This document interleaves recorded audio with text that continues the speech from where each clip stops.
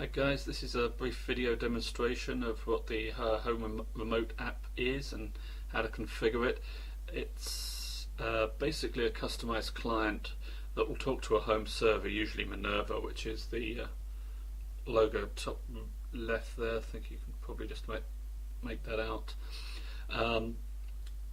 Pretty much it's something that will talk to the server, and then the server will talk to the rest of your home appliances. So first thing is obviously configure it, so you put in the URL down here and you type in whatever your URL is, you indicate the port there and you give it a number. The script is usually going to be the same because the script will then call off to somewhere else, but you do have that configurability. And the code one there, that's just a sort of a password protected thing, so no one can accidentally stumble across it.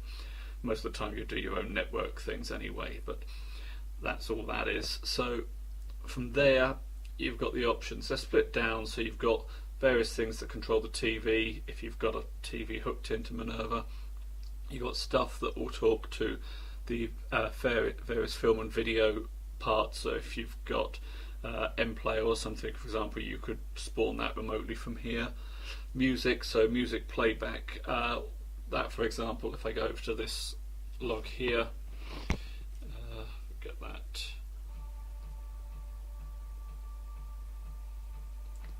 That plays whatever tunes you happen to have in the system. That's currently set up to a random thing. I'll bring up the logs later when I can get that. Also, if you press the same button again, it's next as well as play. So that will play another one.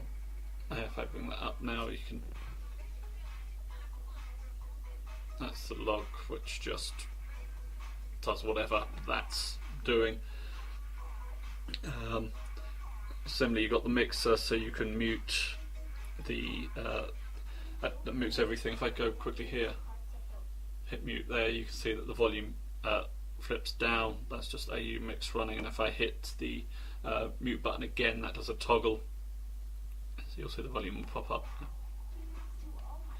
and that's also the up and down volumes as well. The ellipses at the end do a second page, so you can actually control more than just the music. You can control what's going through the CD player or the TV, again if you happen to have those hooked in. The bits up here, that one, that's a standard status report, so if you press that and you can see 81 just appeared there. That's the whole, the volume of this is at 81%, and that is prevalent on all of these. So you go to the movie playback, it'll tell you what movies are playing, if any, and if you go to the music, so if you go to the music one, for example, and press the music button up the top here, then that will send the same message or similar message to the server and says, what are you playing? That will then make a status call, which will then be printed out here. Title, album. As you can see, I don't get around to tagging most of my MP3s, but that's there and ready again, and you can see again the output in the log is reporting what it is.